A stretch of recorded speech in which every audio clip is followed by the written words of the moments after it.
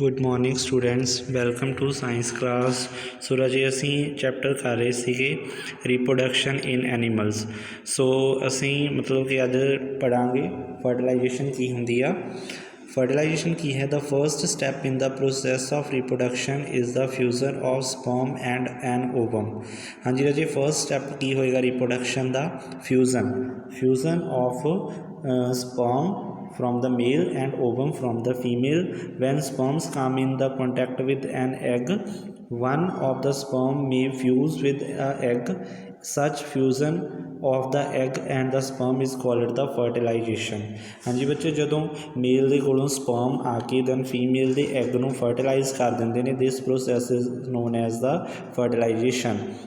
During the fertilization, the nuclei of the sperm and the egg fuse to form a single nucleus. This results in the formation of a fertilized egg or zygote। हाँ जी राजे, जदों nuclei sperm का nucleus तो जिहड़ा egg का nucleus आपस में fuse होके मतलब कि फर्टिलाइज्ड एग बन जाता, उसको असीं की बोलते हाँ, सिंगल न्यूक्लीयस फॉर्म करता है, उसमें असीं फर्टिलाइज्ड एग जां जाइकोट बोलते हाँ।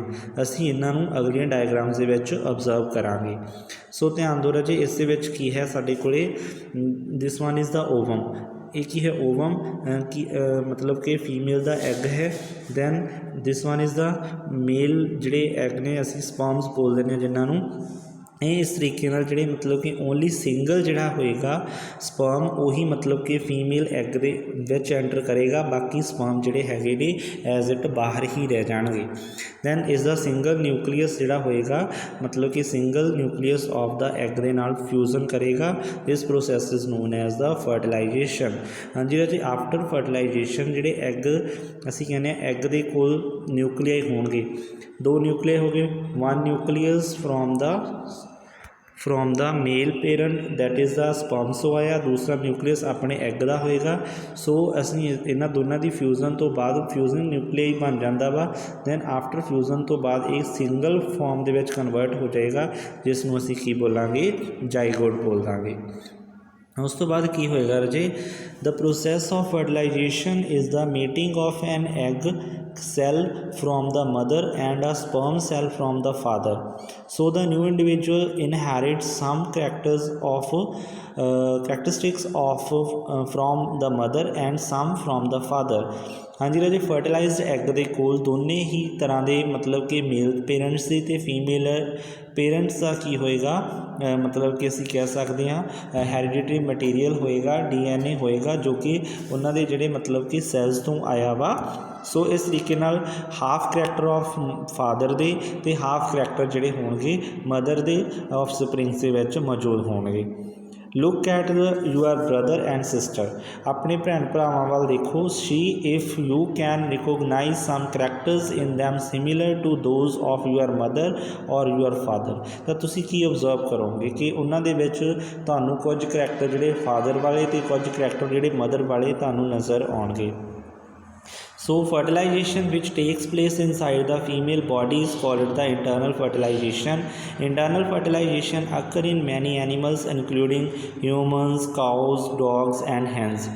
हाँ जी राजी, अगर फर्टिलाइजेशन एग फर्टिलाइज हो रहा within the body of the female that is known as internal fertilisation. Means fertilisation हो रही है कितने हो रही है, इन साइड द फीमेल हो रही है, तो असीं की बोलांगे इंटरनल फर्टिलाइजेशन है। इंटरनल फर्टिलाइजेशन सानू दूसरे एनीमल्स दे विच देखण नूं मिलदी है, लाइक ह्यूमनस हो गया, काउज, डॉग्स एंड हैंस दे विच इस तरीके की सानू फर्टिलाइजेशन देखण नूं मिलदी है। दैन असीं गल करांगे नैक्सट वन साडे कोले आ जांदा वा, have you heard of test tube babies. कहंदा की तुसीं मतलब कि टैस्ट ट्यूब बेबी बारे पहलां सुनिया है। सो साडे कोले मतलब कि इहदा आंसर दे विच असीं देखदे हां की है, बूजो एंड पहेली teachers once told them in the class that in some women oviducts are blocked. These women are unable to bear babies because sperms cannot reach the egg for fertilization। हाँ जी बच्चे, मतलब कि कुछ कुछ जिहड़ियां मतलब कि वूमेंस ने उन्हां दी जिहड़ियां ओवीडक्ट्स ने, ओवीडक्ट्स तुहानूं दस्सिया सीगा फ्लोपीअन ट्यूब्स ने जिहड़ियां जिन्हां दे विचों एग ने यूट्रस दे विच आउणा हुंदा वा आफ्टर फर्टिलाइजेशन, वो की हुंदियां ने ब्लॉकड होईयां हुंदियां ने।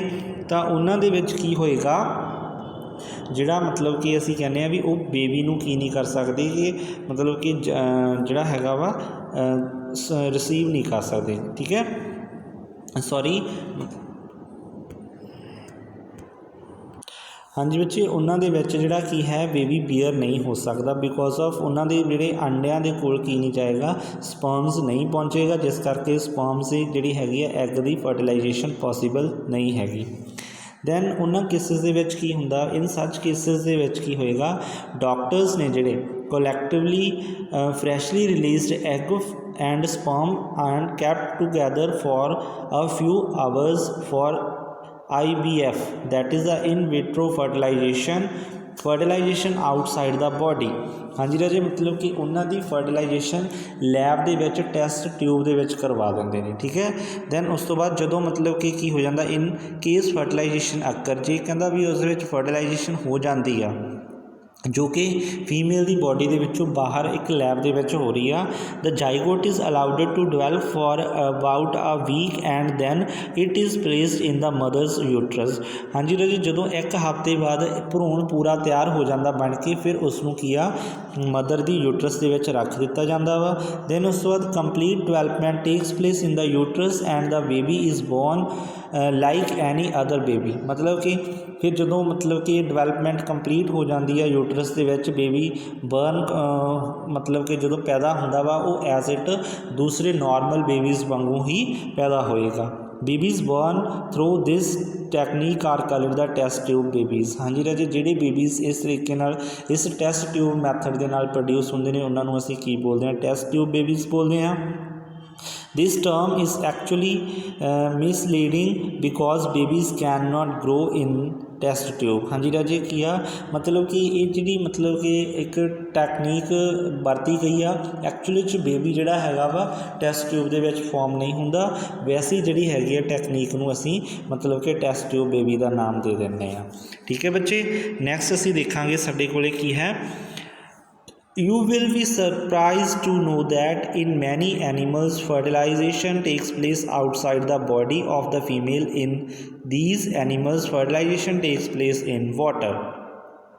हाँ जी राजे, तुसीं सुन के बहुत ही सरप्राइज होवोगे कि जिहड़ी एनीमल्स की फर्टिलाइजेशन हैगी आ वो कई बार बहुत सारे एनीमल्स के जी फर्टिलाइजेशन की होंगी आउट ऑफ द बॉडी होंगी फीमेल के उन्होंने फर्टिलाइजेशन जिमें फॉर एग्जाम्पल असी कुछ एनीमल्स देखा जिसकी फर्टिलाइजेशन बाहर होंगी outside in the water. So let us find out.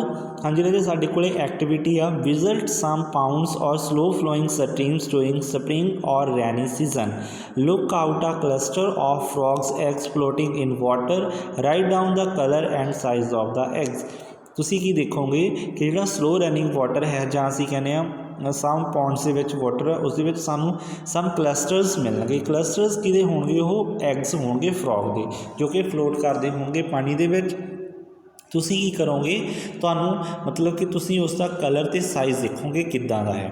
During spring और rainy season frogs and toads move to ponds and slow flowing streams when the male and female come together in water. हाँ जी बच्चे, मतलब कि जदों जिहड़े mail ते females ने स्प्रिंग सीजन जां रैनी सीजन दे विच फ्रॉग मेल हो गई तो फ्रॉग फीमेल हो गया, वो पानी के कोल जाते हैं जिथे जाके वो की कर देंगे एग रिलीज़ कर देंगे ने। फीमेल जी फ्रॉग होएगी एग रिलीज़ करेगी तो जोड़े मेल होएगा मेल स्पर्म पानी के विच रिलीज़ कर देंगे, ठीक है बच्चे। दैन उस तो बाद की हुंदा female lays hundreds of eggs unlike hen's egg. Frog's egg is not coated by a shell and it is comparatively very delicate. A layer of jelly holds the eggs together and provide protection to the eggs। हाँ जी राजे, तुसीं diagram दे विच frog दे egg देख सकते हो। एग के आले दुआले कहंदा एक protective layer but jelly like structure होंदी है जो कि उसनूं प्रोटैक्ट करन दे विच हैल्प करदी है। ये मुर्गियां दी अंडियां दी तरह इस दे आले दुआले कोई भी हार्ड शैल मौजूद नहीं होएगा। ਸੋ ਇਸ ਤਰ੍ਹਾਂ ਦੀ ਫਰਟੀਲਾਈਜੇਸ਼ਨ ਨੂੰ ਅਸੀਂ ਦੇਖਦੇ ਹਾਂ ਕੀ ਬੋਲਾਂਗੇ as the eggs are laid the male deposit sperms over them each sperm swims randomly in water with the help of its long tail the sperm come in contact with the egg। हाँ जी राजी बहुत सारे ਜਿਹੜੇ ਮੇਲ ਦੇ sperms ਹੋਣਗੇ ਮਤਲਬ ਕਿ ਸਵਿਮ ਕਰਦੇ ਰਹਿੰਦੇ ਨੇ ਰੈਂਡਮਲੀ ਇਨ ਦਾ ਵਾਟਰ ਦੇ ਵਿੱਚ। ਕਿਉਂ ਸਵਿਮ ਕਰਦੇ ਨੇ ਕਿਉਂਕਿ ਮੇਲ ਸਪਰਮ ਦੇ ਕੋਲ ਇੱਕ ਟੇਲ ਪ੍ਰੈਜ਼ੈਂਟ ਹੁੰਦੀ ਹੈ ਜਿਸ ਦੀ ਹੈਲਪ ਦੇ ਨਾਲ ਉਹ ਵਾਟਰ ਦੇ ਵਿੱਚ ਜਿਹੜਾ ਹੈਗਾ ਵਾ ਸਵਿਮ ਕਰਦੇ ਰਹਿੰਦੇ ਨੇ। ਜਿਹੜੇ ਸਪਰਮਸ ਜਦੋਂ ਕੰਟੈਕਟ ਦੇ ਵਿੱਚ ਆ ਜਾਂਦੇ ਨੇ ਫੀਮੇਲ ਐਗ ਦੇ ਦਿਸ ਰਿਜ਼ਲਟ ਇਨ ਫਰਟੀਲਾਈਜੇਸ਼ਨ। ਇਹ ਕਾਹਦੇ ਕਰਕੇ ਹੋਏਗਾ ਉਸ ਤੋਂ ਬਾਅਦ ਕੀ ਹੋਏਗਾ ਜਦੋਂ ਕੰਟੈਕਟ ਦੇ ਵਿੱਚ ਆਉਣ ਦੇ ਨਾਲ ਕੀ ਹੋਏਗੀ ਦੋਨਾਂ ਦੇ ਵਿੱਚ ਫਿਊਜ਼ਨ ਹੋ ਜਾਏਗੀ।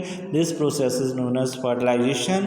ਦਿਸ ਟਾਈਪ ਆਫ ਫਰਟੀਲਾਈਜੇਸ਼ਨ ਇਨ ਵਿਚ the fusion of male and female gamete takes place outside the body of the female is called external fertilization। हाँ जी राजी ये जी फर्टिलाइजेशन है आउट ऑफ द बॉडी हो रही है तो असी की बोलांगे external fertilization. It is very common in aquatic animals such as fish starfish. ये सानू मतलब कि ज़्यादातर जोड़े है ने एक्वेटिक एनिमल्स के देखने को मिलती हैं जिमें फिश हो गई जोड़े फ्रॉग्स हो गए या स्टारफिशेस हो गई उन्होंने ये सानू देखने को मिलती है। Thank you students.